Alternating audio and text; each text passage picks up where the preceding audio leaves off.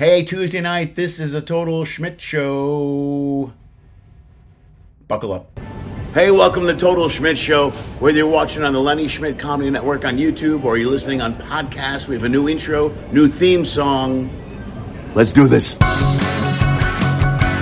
Hey, tune in every week as I travel the world and I talk to entertainers from all over the world. A lot of writers, a lot of comics, a lot of dancers, a lot of singers, a lot of comics, a lot of producers, a lot of tech people, a lot of comics, a lot of pianists,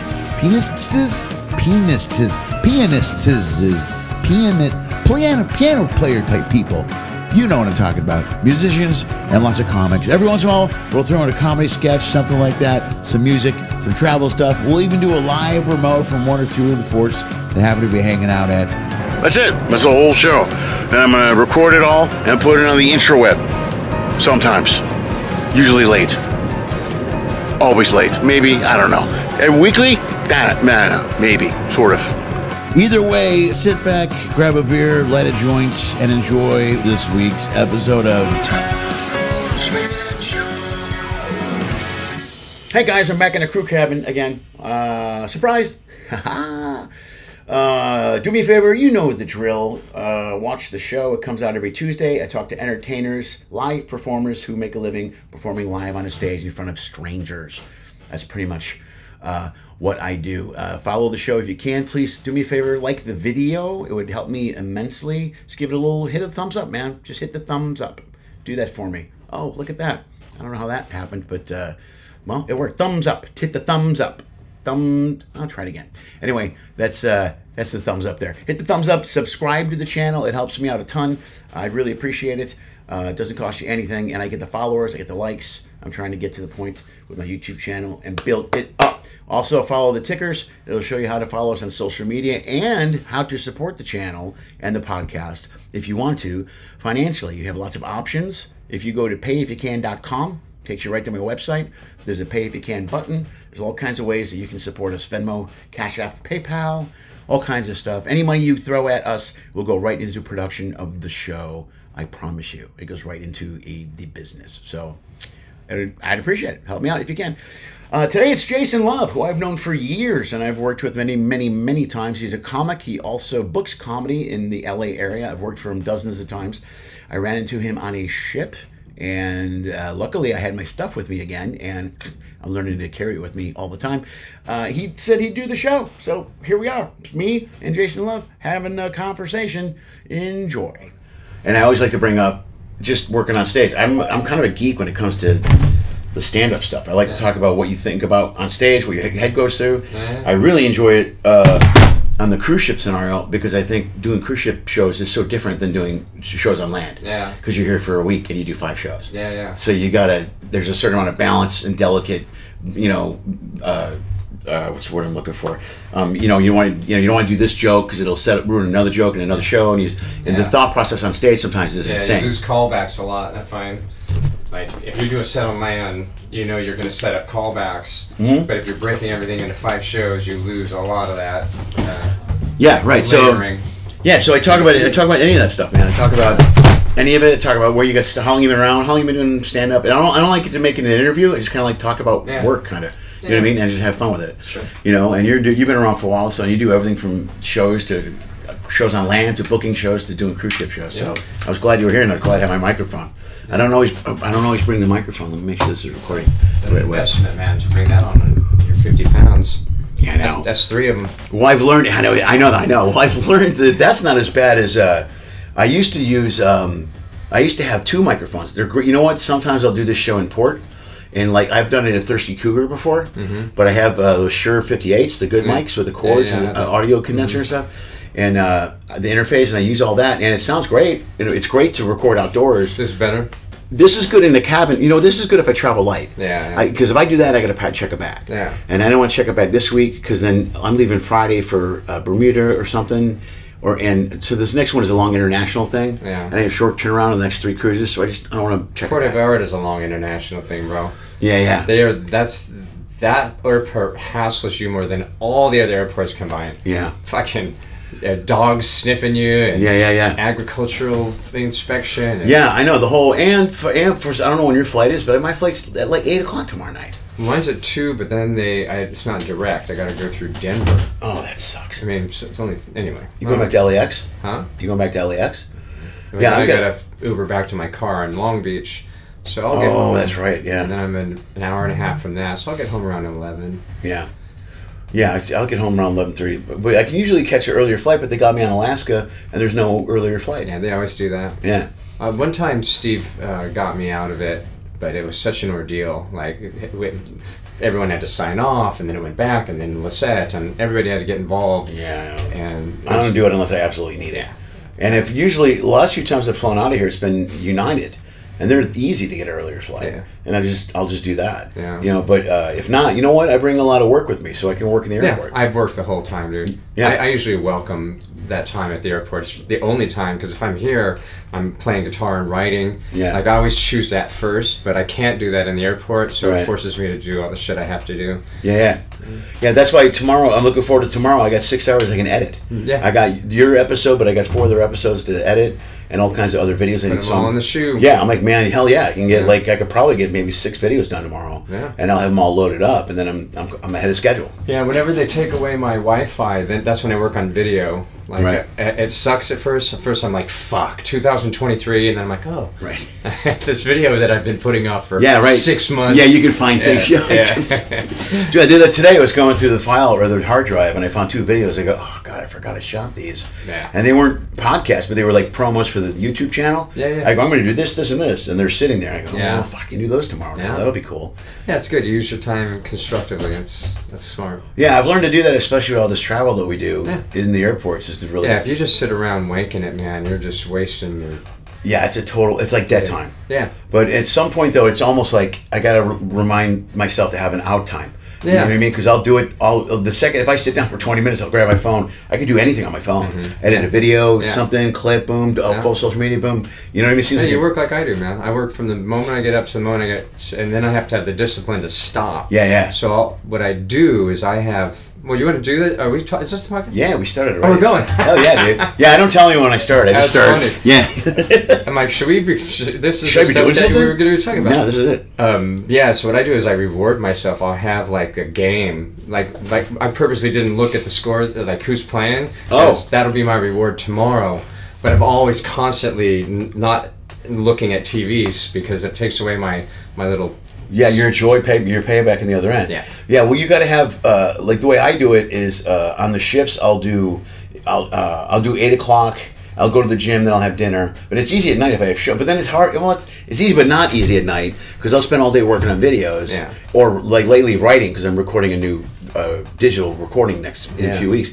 So I spend all day writing. 800-pound gorilla. Like I do one every. I've done before COVID. I was doing one every year. Yeah. And I'm doing the next one in November. Yeah, I'm with them too. Yeah, so I'm real. I've been working on this for over a year, and this is the date's coming up, and it's tight. I'm really happy with it. So, nice, but every day I sit down and go over it. Now, so every morning I get up and write it from beginning to end, just the outline. You know, just whatever process. That's my process, and then that night I come up with something new and I try to do it.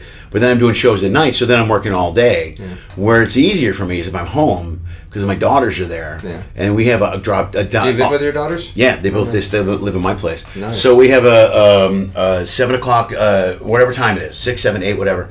That we're done, and then we make dinner together, and we sit down, we have dinner, and then we hang out. So you've accomplished that mystical thing called balance. Actually, you did it. Yeah, I've great. I got. You have to, because if you don't, you get burned out, bro. Yeah. You know. And it's like... Yeah, you sound like my wife right now. You want to answer it? That's an alarm to check in with my flight for tomorrow. Oh, right on. Okay. Yeah, it's... I burn myself out easily. Because if you don't... I could work all night if I didn't have that time. Yeah. I would just work till it's bedtime. You got to build it in. Yeah, I've done that too. That's a little bit... Like, I finally got to the bottom of my inbox, and I was like the dog that caught the car.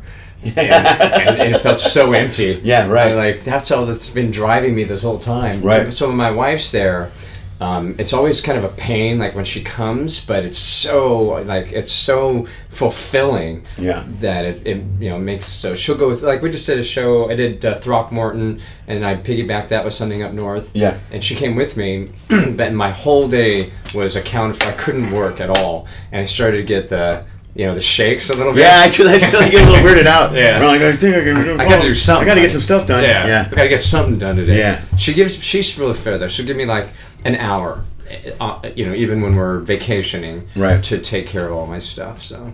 Yeah, the girls and I, if we're together, like I used to bring, I haven't brought them on a cruise with me in a while, but we'll have a time. Well, I have to work from 3 to whatever. And your daughters are 21, 23? 22 and 19. Okay, 22 and 19. Yeah, and they, she just worked, did you say are you with Artist West with Steve? No. Okay. No, Steve. Burr, you're talking about Steve Burr for travel? Oh, Steve Burr, okay.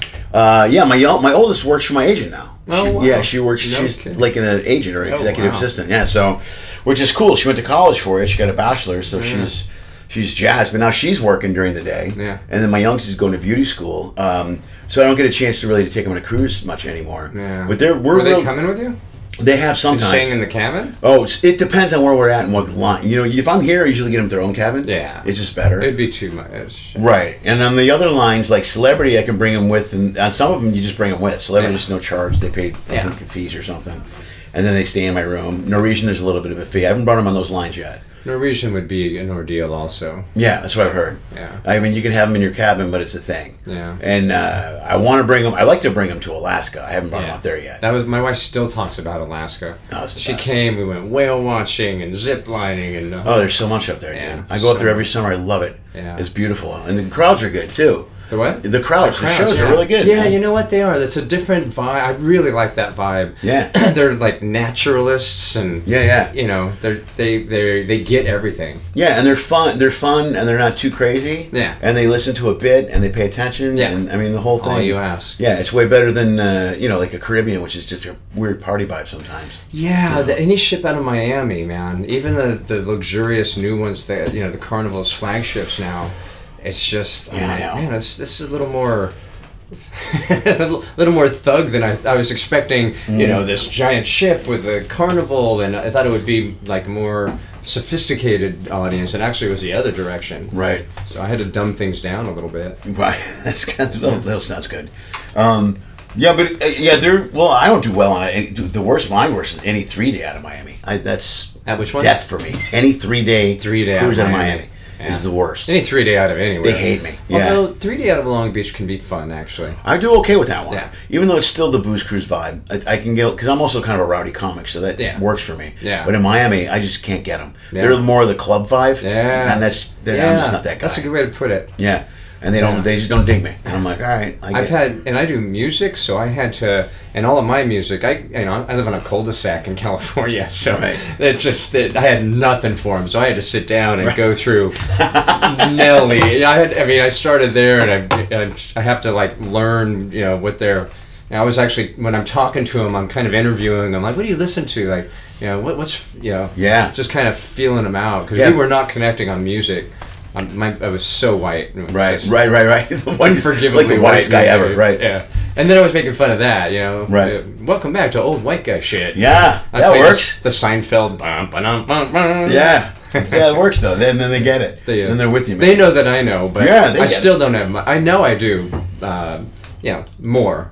Enough to get through another 15 minutes or so with them. Well, it helps to talking to them helps, man. That works. Yeah. That you're getting feedback. You know where to go from then. Yeah. And plus, you're a musician. You can find something to play. The music's a different bag, man. Because it's like stand up. You can raise a flag and see who salutes, and then you know what to invest your time in. But music, you have to figure the whole thing out. Right. You have to get the muscle memory in your fingers. Yeah. And then you try it, and you find out it's not funny. Right. It's a whole so much investment in something that could fail. Oh, I never even thought about that. Yeah, it hurts, man. And when you finally do it, and I sell the shit out of it, because I want to give it every chance, and then it's wah, wah, wah. I'm like, no. Dude, that's worse. I was just telling, there's nothing that bothers me more, especially these last few weeks working on the new recording.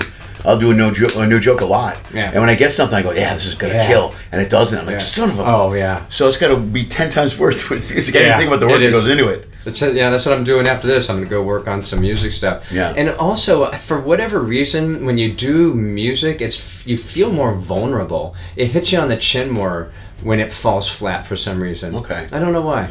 Well, maybe because there's more invested into it, for one. Could be. And it's much more of an artistic, you got more artistically put into it as well. Yeah. I'm just spewing out words, so. Yeah.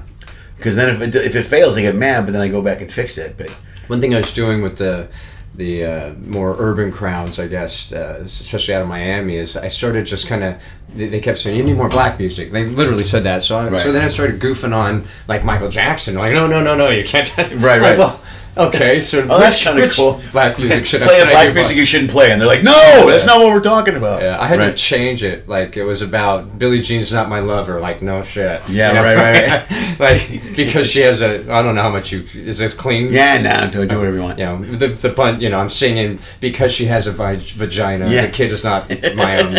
But so then I go, and then I have to call them. Like, it's a setup. Like, I know that they're going to get squirmy, no matter what the demographic is. Right. I'm like, you see how everyone just got all weird? I'm like, I don't know what Michael Jackson was up to, but it wasn't chicks, so quit squirming at my joke. And then I go on, because I want them to know that I know, and I go, but I love Michael too, like, you know, and they could show me actual footage of whatever he did, and I'd be like, nope, deep fake. I'm not going to give up PYT and Bad and Halloween Without Thriller. Yeah, right. Like Mama Say, Mama Sa, la la la.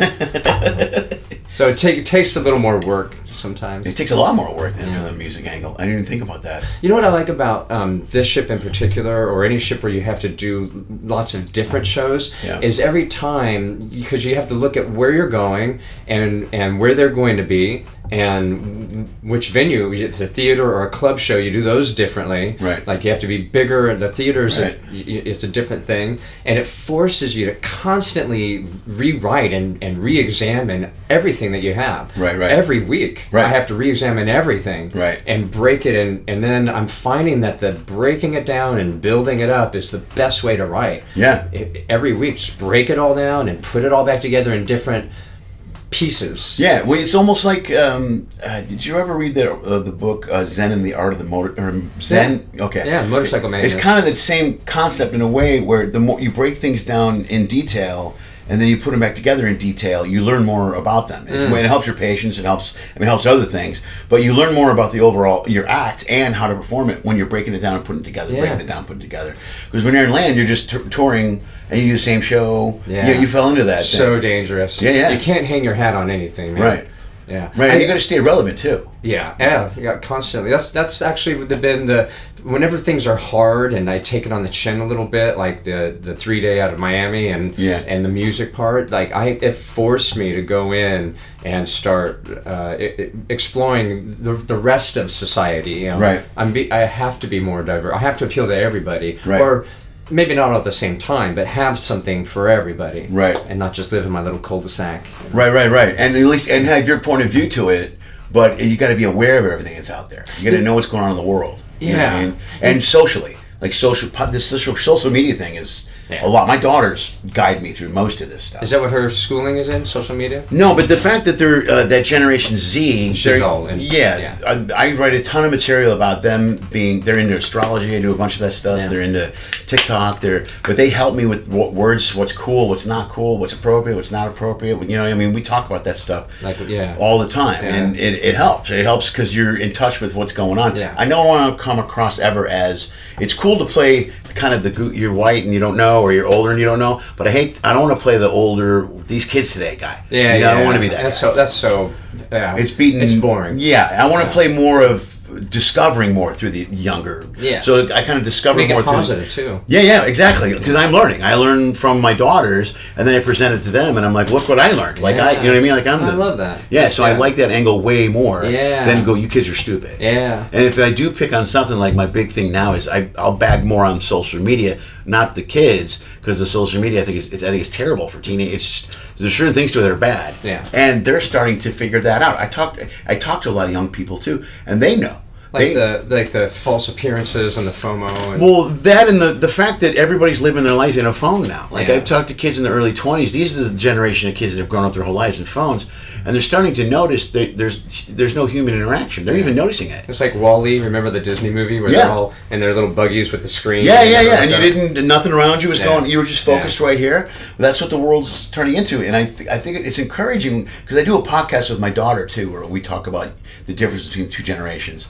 And I think it's encouraging to see younger people go, wait a second, how come we're not connecting more? That's refreshing to see a 22-year-old say that. You know what I mean? Maybe that'll be the new renaissance, like actual human. I'm hoping that's the pendulum swing the other way. You know what I mean? Where everybody goes, oh, now this is kind of like with they're being so much more aware of the genders and so much other things. They're much more open to things that's going on in the world and connecting with people than just pointing and judging. And I think you grow as a kid.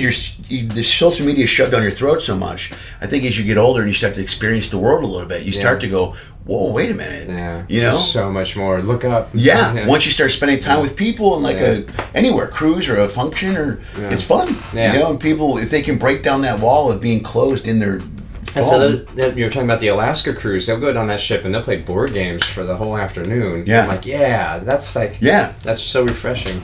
Dude, earlier this year, I did a Mormon cruise on Carnival. It was all Mormons? All Mormons, LDS, right? Latter-day Saints, yeah, LDS. That's the best audience ever. They were great. I couldn't believe best. it, dude. I did the whole. They go. Lizette was like, "Can you do 5 family shows?" I go, "Yeah, I can do 5 family shows." And I wish they had asked me. It was me and Lubis did it. Randy Lubis did it, and I go. I might have to repeat 1 or 2. He goes, "They don't care." I didn't, because I worked the crowd. I did stuff. Yeah.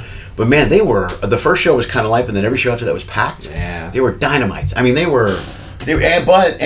played board games every night at 8 o'clock on the Lido deck. There was a ton of them sitting around, and they play in the buffet too. Yeah. Right. I see this whole, like, I'm sitting there by myself, worrying about my next gig, and I look up and there are 8 Mormon family having a good time, laughing, rolling dice. And I feel like such a loser right now. Like a 9-year-old. Look at what real families do.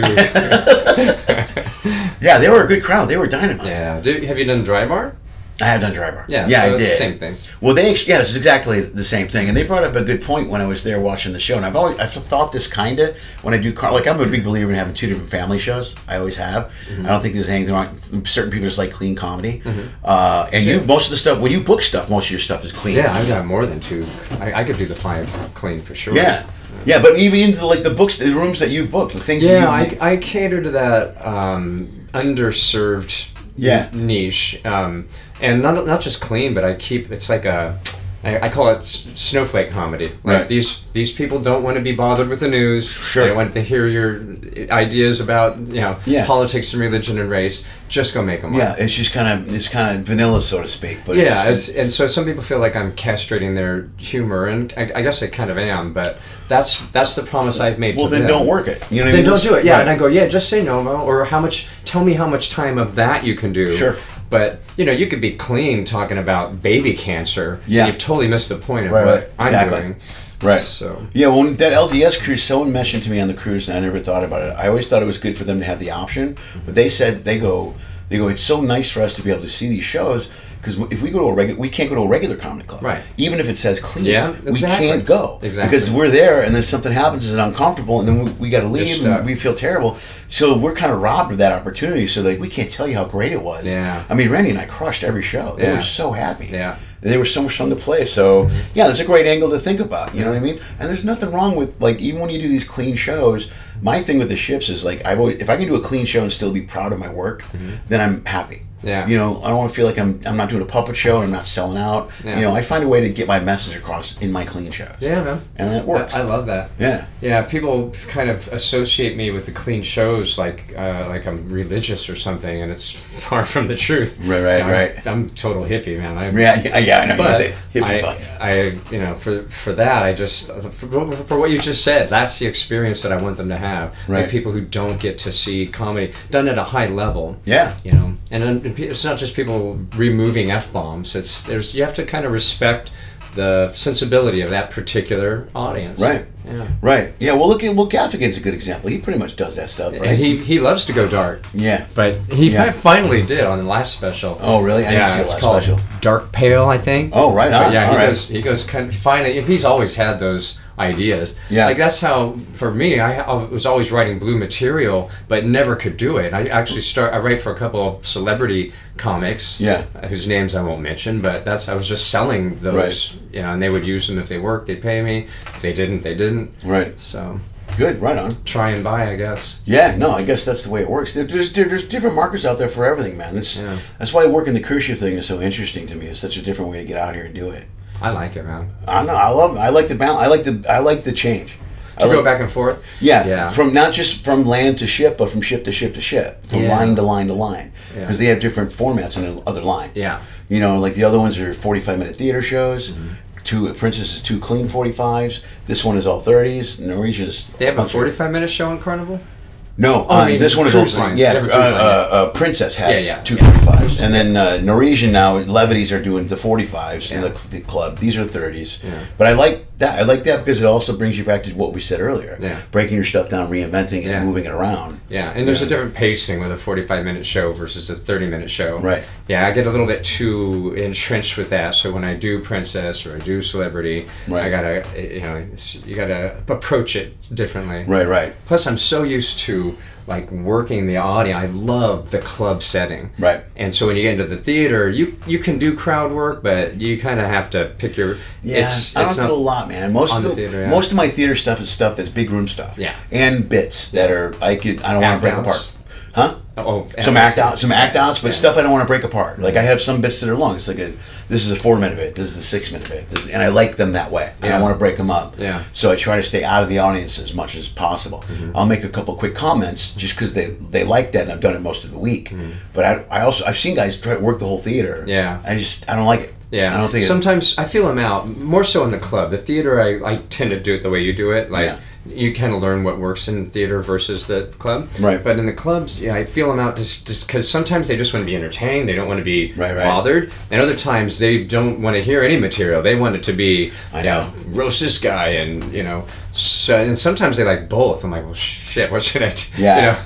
Well, you've had to kind of reinvent. I think I've talked about this before. There's so much of that crowd work stuff going on social media that audiences are showing up ready to be involved. Yeah, I'm not sure that's a healthy, I don't know. Well, I don't see. You know what? I'm with you. I worried about it for the kind of the state of our business. I don't think it's good for the overall stand-up thing. In fact, a lot of the social media stuff I used to put up for a while, I never put up crowd work. Yeah. But then I started only putting up crowd work because I don't want to put up my jokes. And that's why they do it too. They don't lose any material. Right. Yeah. Right. But part of the reason I just do it is the business is going that way. It's adapting that way. Managers in LA are telling their clients to do crowd work and get videos of it. So either if you fight it, you're just going to get left behind. So the other night I was doing crowd work, and I enjoy it. I love meeting people. I love talking to people. I love messing with people. Yeah. And I was starting to do that, but I was kind of screwing up the arc of what, it's kind of like you pull up to the line like a quarterback, and you have a game plan. Yeah. But you got to be reading everything and calling a lateral or calling an audible whenever you have to. Right. Yeah. So I came out just calling audibles. Like, well, shit, maybe the game plan would have worked. You never gave it a chance. Yeah, right. And I got so far off that I'm like, oh, well, now I'm just kind of, I'm just going to pull you all across the finish line at this point. Yeah, now I'm out here. Yeah. Well, it's almost like, that's funny you would say that, dude. That's actually exactly the way it is. That's hilarious. But you can try to play the game plan, but you can't force it down their throat. Yeah, right. You can't. Yeah. And you feel, you know what, you feel it. I think it's a feeling on stage. You go, this is not, I got to switch it. Yeah. I got to call an audible. I got to make a change. Yeah. And I think it happens on these ships a lot. And the longer you're on a ship, the more shows they see, the more apt they are to talk to you when you're on stage. And one thing I noticed about Alaska this year, Alaska used to be a crowd that never talked or chatted. They were really into watching the show. This year they were chatty, man. Yeah. I mean, they were coming hard. So I think it's a direct result of the social media stuff that everybody sees it, and they just. Well, some people do it at a high level, and I can see why they would, like Matt Rife. I could see why he would put out his crowd work. The dude's quick and really good. Right. But then others, I'm like, I'd like to see something that you've worked on and developed and put care into. It's nice when you could do that, but I think that this was like an old Bill Hicks thing. You do that as long as you can, and then when that wave dies, you got to have you got to have something to back up. Yeah, you got to be able to carry the show. Yeah. You know what I mean? So it's like, but that's why guys with only crowd work for the most part don't really survive out here, with exceptions. Manny Oliver, Ian Baggs. Oh yeah, Ian's great. His crowd work is phenomenal. And then Manny's built his act around a type of crowd work that he does. Yeah. And there's a couple other guys that do it. I'll do a lot on the ship, but now I'm purposely set up so I can go into the route, come back into a bit, and be able to go in and out without being distracted. But then you got to be careful, because then they chime up at the wrong time, in the middle of a bit, and you don't want to be interrupted. Yeah. You know what I mean? Yeah. Yeah, the crowd work, too, can make a set seem disjointed when you put something together that has a through line, an arc. Right. And then when you're off, then you got to reinvent the whole thing. Right. So I can see some people, they almost roll their eyes at, like, what's the point of what you're doing right now? And then other people are like, yeah, man, like, just talk to me, do me, you know? Yeah, there's a delicate balance, man. Especially, you know, it happens a lot during a family show, because I'll talk to kids a lot. Yeah. I used to teach kids. I used to work with them a lot. Yeah. And comedy classes. So I love to talk to kids, but there's a fine line of talking to a kid too much, where you got a couple that's like, what the we're not here for, you know, this isn't kindergarten. Yeah. So you got to find that, it's not crusty, right? But you got to find that delicate balance and be able to read everyone and know when to come out and come back in and keep enough material, because some people don't want to see any crowd work. Yeah. They just want to see the jokes. Yeah. And then some people don't want to see any material. Right. They just want to see the crowd work. Yeah. And I can identify them in the audience. So yeah, you're right. I'm always trying to split the balance. Whenever I'm just so sensitive to people, whether they're doing it physically, you know, the rolling the eye, folding the arms. Oh, really? I mean, they don't literally do it, but the vibe, like, that's the vibe. Yeah. And so then, all right, I'll just do a whole bit for you, and then for that one person, because it made me insecure. Right. For the next 10 minutes, I'm doing a thing where I'm going to build. I'm going to have a callback. I'm going to have a ta-da. Yeah. Like, now can I play? You know. Have a ta-da. Ta-da. Yeah. Are you happy now? Yeah, happy. That's hilarious. Yeah, that's funny, because I can look at a whole crowd of people, and if I'm killing, if there's one person with their arm, it drives me crazy. Yeah. It drives me insane. Yeah. And I go, why? Yeah, yeah. Even though you shouldn't, but you know, you do. It's, man. I mean, part of the reason we're on the stage is we kind of need attention, sort of. You know? Yeah, that drives my wife nuts, because I'll be hung up on two people, or in this case, especially on the ship, they have a good experience, and then they'll come back and sit in the exact same seat right up front, and they want to do it all over. Right. Like, well, no, you see, the fun was discovering you. Yeah, right. And coming up with it. Now I'm just going to try to fabricate it. Right. So I never go back to them. When people come back and they sit down, I don't even acknowledge that we had that thing. Okay. I found that when I did that, it strangely turned the rest of the audience a little cold against me. Yeah. Like we have this inside thing, and you're not part of it. Right. I think that's it. No, I think I noticed that you're right, man. Because I always go back to them. Mm-hmm. I go back to them, and I notice it. But I try not to make the whole show about them. Right. But I try to use them as a runner in the second show to add to humor. You know what I mean? Like, I'll try to add to it. Yeah. But you can't do it too much, because you're right. There is a feeling that the crowd's thing, like, bro. It's not all about Carol. Carol's the last cruise. Yeah. She's at every show. Yeah. And everybody's like, Carol's here. You know, and she's very sweet, but you know, up front every show, middle screaming. You know. Yeah. So, and you're like, you can't make every show about Carol. Yeah. Yeah. Yeah, it's got to be everyone's got to be in on that special experience that only they're having. Right. Which is another reason to not just hang your hat on your act and do your jokes, because they could YouTube that. Sure. So maybe that's the reason that people are Googling or watching the crowd work, because they know it's unique. Even a lot of the crowd work's not unique. Robin Williams had a lot of lines, but they were all in his pocket. Right. And sometimes they weren't even his jokes. Right. So, sure, yeah. Yeah, there's a lot of guys that work the crowd that use stock stuff and throw it out there. I did early on when I started out. A lot of guys did. Yeah. And then you learn to bounce off and use your own creative material. Family Guy called him on that, where they were doing. It's like Robin. You know that everybody called him on that. You know what I mean? Like when they what we're doing with people that they're doing crowd work but getting to stock jokes. Right. And so their Family Guy would give, that's like bouncing an idea off of Robin Williams, and then the dog would go, Yellow. Oh, Yellow. Let me tell you something about Yellow. The funny thing about Yellow, you know. Yeah. Right. No matter what you say, he's got this. Right. You know. I'm trying to get that for states where, where are you from? Because it's such a boring question, but I need to get an idea about them. Yeah. But then have something interesting about that region, and always have that. If I had some stock stuff in my pocket, that would be that's like a Jimmy Brogan thing. But he was so brilliant. His whole act is crowd work as well. Is he still going? He goes up every once in a while. You know what? He'll do flappers every once in a while, because Jay does flappers. Yeah. So he'll pop in with Jay. Yeah. So he'll do that. But he does the same. He works the crowd, but he's brilliant. And he's got something for every state, city. I mean, he's been doing that what, 45 years maybe? That crowd work thing. Total Recall. Yeah. So he's so quick and he's so he's a very sweet guy, quiet. Where are you from? It's not attacking comedy, but it's funny. But if you go, if you are genuinely interested in the people in the audience and connecting with them, and you have like beginner mind, as they say in the East, where you're like, Ellen was really good at that, where she was real present, and listening, and it was like a form of improv. So she wasn't doing stock crowd work. It was legit. That's what made her such a good interviewer, to be honest with her. Right. That's what I see. That's what I try. I learned that. I try to do that because I studied improv in Chicago, and most of my crowd work I try to make it original off the person I'm talking to. Yeah. Without bringing something back that I've used before. That was one of David Cross's beefs about stand-up that he always hated. It was like he thought crowd work was stupid because it's all planned, and I was like, it's not all planned. It's not at all. A lot of it isn't. But he's also one of those pure improv versus stand-up guys. There's people in both camps that used to be real animate. I don't know if that's the case anymore. You don't see them together, improv and stand-up. Not a lot, man. In Chicago we mixed a couple of shows together. There's some stuff that we did. Did it work? Yeah, it works great. But it's great if you open up to it, actually, and the crowd is accepting and open to it. And we ran a show called The Riff. Mike Lucas ran it. I think you know Mike Lucas. It was a great show. It was a combination of sketch, improv, stand-up. It was a really creative show.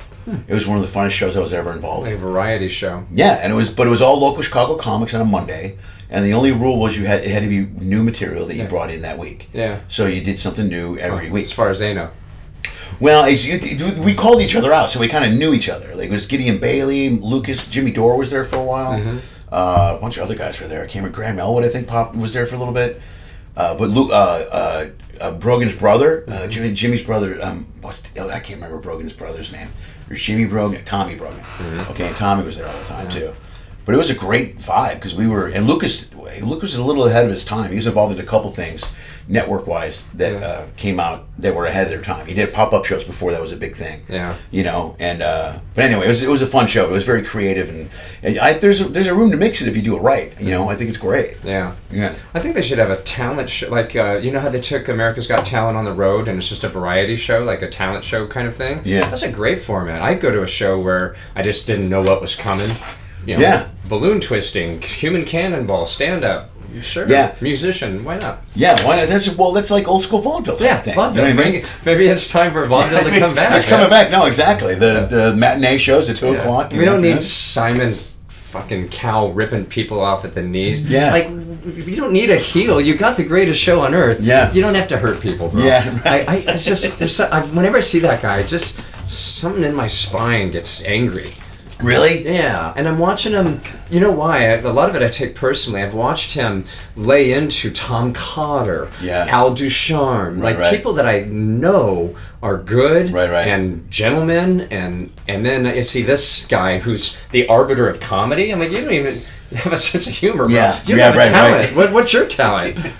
Well, I'm surprised. You shouldn't be judging comedy, and I know that much. Who? If he's going to Simon, if he's going to do music, but he starts with his arms folded and his head tilted and leaning backwards. Sometimes it's for show, and sometimes it's just because he's a douche. Yeah. He's very judgmental. Like, why? So my job as the clown is to unfold your arms, the king. Right. There's something about that, man. It just kills me. And they edit it, so sometimes in the room it's gone well, and then they edit in the X's and the boos. Well, they do that. They did that with The Last Comic Standing as well. Yeah. The same thing. Jimmy Pardo got screwed hard on that show. Who did? Jimmy Pardo. Jimmy Pardo. Yeah. He had already done The Tonight Show. Yeah. Right, and at the time it was Bob and Ross who booked The Tonight Show were booking that show, so they asked him to come in and do. They go, come in. Would you do the Chicago satellite at Zany's? He goes, I'll do it. He was in town for see family. He goes, you know what? I want my wife Danielle wants to get a spot. Can we come in? So he goes, yeah. So he goes in and he does it. But then when they edited the show, they made Jimmy one of the goofs. Yeah, and Jimmy was furious to set up. Yeah, some acts didn't go so well. And Jimmy does a line and they're staring at him. Yeah. And Jimmy was like, you mother. He's like, I got 2 Tonight Shows under my belt. Yeah. Jimmy's already established. Oh, you sounded like him there. That was kind of scary. I know, scary, Lenny. You transformed on me. I do for a second. I do that. You mother. Yeah. I should do a good part of but we're from the same area, kind of. Yeah. I just did his show. He was on my show last week, actually. Never Not Funny? Yeah, I did his about a month ago. Yeah. But it was crappy, and they've done it to other guys too. Is he still doing like the game show part as part of that podcast? I don't know, man. What I did was just a interview segment. We sat around and interviewed for about 25 minutes. Yeah. He does so much stuff now with that podcast. Yeah, it's got gold creative memberships, diamond. I mean, it's a oiled machine. Patreon. He's got a Patreon. He's got a membership. I mean, that's what he does now. Most of it. He does very little road work. Most of his work is the Never Not Funny. I mean, he was one of the original early podcast guys. So that show has got thousands of followers. He does. I wouldn't give up stand up for all the money. Like they ask you when they're trying to get you to discover your passion. They say, "What would you do if you had all the money in the world? Yeah. What would you do?" Yeah. And I do stand up. Yeah. You know, and so if I could do it at home without having to miss my wife, that would be the only thing different I would do. Right. But otherwise, I'd live the same. Yeah, I still love doing stand up. Yeah. I like it it work. You know, I noticed this, I mentioned this crowd thing. Like crowds are chatty, and crowds like to yell, and crowds like to get involved now. But I'm also finding that a backlash on that now. I'm finding that more people that are in the room want to see the show are more like, shut up, stop. I mean, people are starting to get fed up with it. Yeah. You know, and like you said, there's a balance. I think it's starting to balance more. And if you don't have the room, you just wish somebody would come at you. Yeah, like, I wish you would. Yeah, right. You're going to be my sacrificial lamb. Yeah, right. I need something to bring this back. I've already been looking at your Crocs with a little fucking Hello Kitty on it. I can't wait for you to talk to me, man. Please say words to me. Yeah, please come at me. Yeah, but I think I'm noticing a backlash when I play clubs now that people are more, they're laying off that. They get more standoffish to people. That's good. Doing it. There's more respect. I think so. Yeah. Plus, I think people are sick and tired of being in a club scenario or a show scenario where somebody thinks they're the center of attention. Yeah. I mean, look at this crap that just happened with Lorraine Boebert. What's her name? Baber. I can't remember her name. The congresswoman from Denver that went to the Beetlejuice show. She's one of those. She's like Marjorie Taylor Greene, one of those hardcore right crazy. Oh, I did hear about that. Yeah, and she caused a big scene. And she was like, I didn't cause a scene. She was just doing it for the PR. Whatever it was, it's on video. She's terrible in the middle of a theater, being an asshole, smoking, viping. That's on brand, though. That's PR. Yeah, I guess That's so. like Kathy Griffin falling out of a limousine and she's getting drunk. Well, first of all, how sad is that that's PR for a Congress? Really? Yeah, for a leader? That's what we've come to, man. Yeah, no, that's exactly what I said. This is what we're doing now? These are our leaders? Maybe people are voting for you? Run. Yeah, why not? She's already good we're this close. We're this close to anybody winning if they wanted to deal with it. Well, I wish anybody would win, Lenny. Yeah. I would take Honey Boo Boo at this point. Dude, if there was a major celebrity that wanted to throw their hat in the ring, I'd vote for The They Rock. would win. Yeah, The Rock would win, Taylor Swift would win, Oprah would win, any one of them would win, because it's really just a big popularity contest now.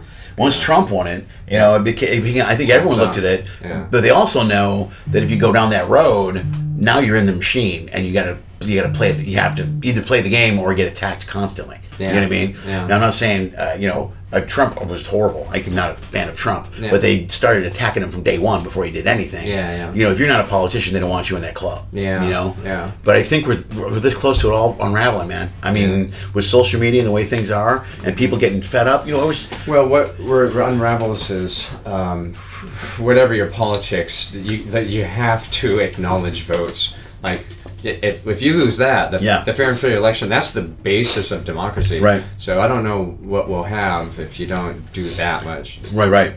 We counted him when he won. Yeah, right. You know? Well, why was that not? And he was already like claiming that was going to be a rigged election. He said and then he won. He's like, oh, never mind. But he was setting up he was setting up. Yeah. But they've been doing this crap since back in the hanging chads in Florida, and you know what I mean. They've been lying to us about or trying to lie to us, or trying to make that votes don't matter for years. Yeah. And these politicians, either side wins, the other one screams foul somehow. Yeah, that's true. And I think we're all this. I think we get closer to society just being. So much stuff that's happened in the last.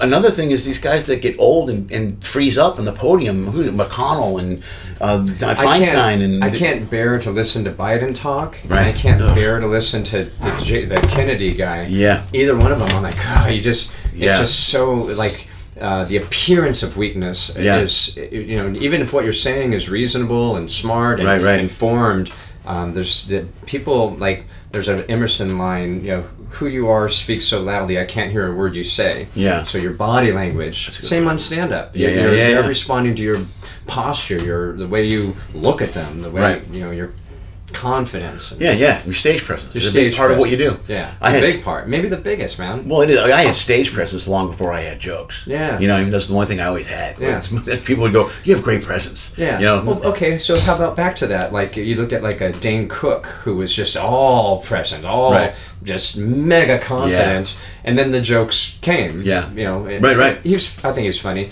Preacher Lawson, who's from America's Got Talent, same thing. Yeah. So much personality. Yeah, I didn't see. It was unfulfilling from a stand-up fan that I am. Yeah. But what he was doing was very entertaining. Right. I would watch him anyway. Martin Lawrence, very entertaining. And to Preacher's credit, though, when he broke in, because he also kind of blew up, but then he worked his ass off to get some material. Yeah. You know, I mean, he really wrote. He didn't do it on America's Got Talent, anyway. I didn't see America's Got Talent, but I know some guys that work with him. And this was after America's Got Talent, because once he got it, after America's because after he got that, they started book. Yeah, because he books. Then these guys win these shows. Yeah, I think comics on America's Got Talent is stupid anyway. It's you got 2 minutes. You can win with 5 minutes of material. First of all, I know. It's crazy. He was big. He was entertaining, but he said nothing that was rewarding. To me, it was empty calories. Right. As a stand-up fan. Yeah, it wasn't. Yeah, there's no meat to what he was. There's no meat to it. Right. Yeah. But Jeff Dye. Okay. He won Last Comic Standing. It was the same thing. He won the show and only had 15 minutes of material. Okay. And then they gave him all these dates across the country. Yeah. And he figured out real quickly he had to have somebody else close the show. Yeah. Because there's no getting around the 10,000 hours. Well, the same thing happened with Dad Fan in the first one. Right. Dad Fan came out the very first one, and because no one thought he'd win. Yeah. And it caught everybody off guard. He was the only guy that didn't really have. He was such a nice guy too. I felt bad for him. I loved that. Yeah, he was very cool. I mean, I know him personally. Also. Yeah. I knew super cool. I knew him back then. I haven't talked to him in years. Yeah. But back then we hung out at the Improv. Yeah. And I was happy for him. But then the machine got away from him, and then they didn't. But then they do these tours. And they could have done the tours if they did, like they did a smaller tour with Richie Voss and some of the other guys. Yeah, you can't put Rich Voss in front of that fan. No. If you're going to do that show, then you need Rich Voss to close the show. Yeah, I mean, you need the vet to close the show. You know, whoever wins shouldn't be closing. Especially one with that kind of bite, you know. Oh, yeah, and Richie's a pro. And he's a 30-year, he's raw, you know, doesn't mess around, really strong material. I really like him. And Dad's still reaching at jokes. You know, I mean, he was good, and people liked the story with Dad, too. Yeah. That's why those shows with that were, fan, you mean? Yeah, that was the... That everybody was picking on when he was the underdog? Yes, that's the whole He was doing, Tai Chi in the morning. Yes, He was getting centered before the show.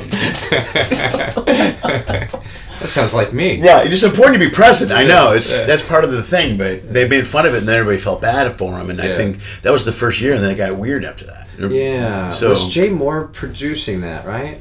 Barry Kemp was producing it, and was Jay hosting the first wave? I think he was. I think he was producing. I think he was producing it. He was one of the producers, and he was hosting for a while. Oh, okay. And then he got out, and he was still producing, and Barry Kemp was still producing. Yeah. Somebody else hosted as time went by. Yeah. But Jay, because I auditioned for 2 of the years, and Jay, I knew some people in production there, and K.P. Anderson, I was involved a little bit, I think, and.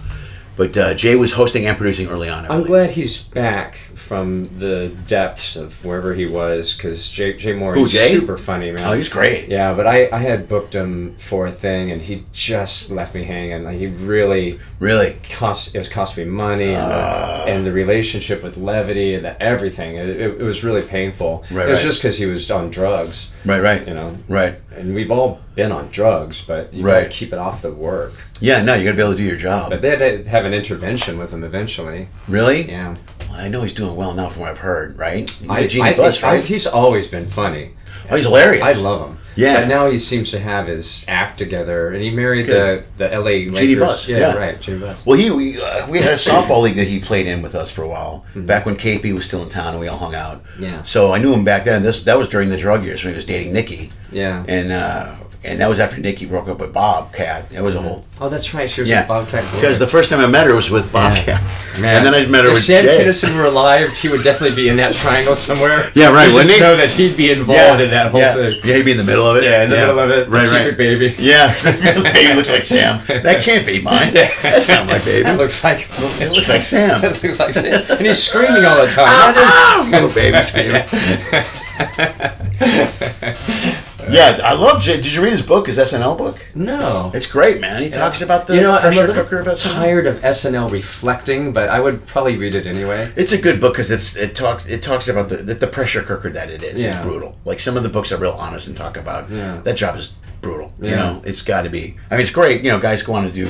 Obviously, it's built careers. But John Mulaney, man, there's another one who they had to have an intervention for him. Who? John Mulaney, yeah. Yeah. Hey, did you see his special? He talks about it. Yeah, it's great. It's really great. I love him. The opening talks about the whole intervention. Yeah, I love that dude. He might be like one of my favorite comics, and he's in a show called The Bear on Hulu, and it's the show's. Who's he playing the bear? In The Bear, there's a scene where Jamie Lee Curtis is introduced. That's as the mom, yeah, and he's with Sarah Paulson, like he is her. Why has her husband, and they're at the dinner, and he's it's the big Thanksgiving dinner where she drives the car through the house. Yeah, exactly. He's that guy. That's John Mulaney, man. How did I not know that? Yeah, he's so good, man. Oh my God, he's so good. I didn't know that was him. Yeah, I watched The Bear. I love it. That's a phenomenal episode. Great movie, dude. Yeah, a great show. Yeah, that episode is amazing. Yeah, she drives through. That was hard to watch. Jamie Lee Curtis is so intense. Oh, she was making me squirmy a little bit. But that show, there's something about it, man, that I can't put my finger on. But there's so much art. Yeah. You know, just when they show Richie, whose character I wish that he was off the show. Right. He was bothering me so much. Yeah. And then they start to show the tender underside and how he got to be that way. Yeah, yeah. And it's like Breaking Bad. You're like, and the episode where they put him in the other restaurant for training. Yes. And then I wear suits now. Yeah. It's a whole. You get a whole different light for the guy. Yeah. Like, oh my God, he's not an ass anymore. He's not an ass. Yeah. And but the art of so many artistic choices, just like when they show just the hands, but they were showing him waking up, and it started at 6:35 and it went to 6:32. Yeah. And then when he lost his, like when they were letting him go, he woke up at 6:38. And they're just showing the alarm every morning. Yeah. And just showing his lack of interest. Just little. Yeah. It's shot very, very well. Yeah. Shot very, very well. Mm-hmm. I never knew that was Mulaney. Why wouldn't I know that? Yeah, that show really the family neurosis in that show is deep, and it really shows it very. You know, my family was very neurotic growing up. I didn't get along with my mom, and I watched a lot of that. That's deep. And the guy that plays his brother that killed himself. Yeah, he's a famous actor already. Dude, he was in Walking Dead. He's the Punisher in Marvel. He did a great movie where he's a boxer who got in that car accident. Yeah. Do you follow boxing at all? Yeah, a little bit. Oh, I think it's called Bleed. It has the word blood or bleed. Okay. It's a great movie, man. It's a true story. He gets in a head-on collision, and he's never going to box again, never going to walk again, and he goes on to do it. It's like a real Rocky story, man. It's so good. I want to get his name right, because I follow his podcast. I got his podcast here. He has a podcast? Yeah. John Bernthal. Okay. Real Ones. It's called The Real Ones. That's his podcast. Is that him? Yeah, that's him. Oh. He plays the brother. Oh, okay. The older brother that killed himself. It didn't look like him there. It's that 70s porn stash he's wrong. Yeah, it could be. But he was, and plus he did that movie. Did you see the movie The Accountant with Ben Affleck? No. He's in that movie. Yeah. He's great. I love his work. Great, yeah. He's in The Punisher. It's the darkest version of The Punisher I've ever seen. Yeah. It's hardcore, and it's on, I think it's on Netflix. All right. And it's really powerful. I've never seen The Punisher. It's just this vigilante guy that in New York. Yeah. And he's about as raw as it could possibly. Just a tough, fights his way out of shit. I mean, he's got a clearly broken nose. Like, that's why he looked like that boxer so much. Yeah. And he was in the first season or two of Walking Dead. Then came back at the end because he got killed. Yeah, in the Bear, he sure has a lot of lines for a dead guy.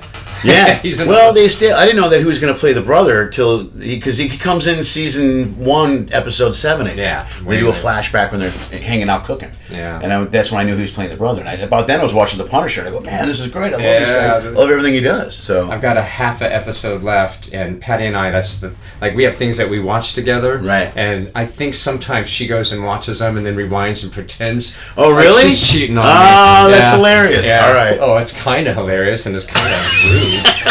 I could watch them too, man. I could download anything and watch it. I know. Well, my daughters and I do the same thing. Yeah. We have shit we watch together. Like right now, it's Hell's Kitchen. We watch Hell's Kitchen, a couple other things. Anna and I watch Manifest, but it's all, you're not watching it. I go, no, I'm not. I promise you. Manifest is the one she cheated on. Is I it? came in, I watched, and she had it on pause, and she forgot. Like I come home from the airport, I'm like, hey, no, honey, no. How long has this been going on? yeah.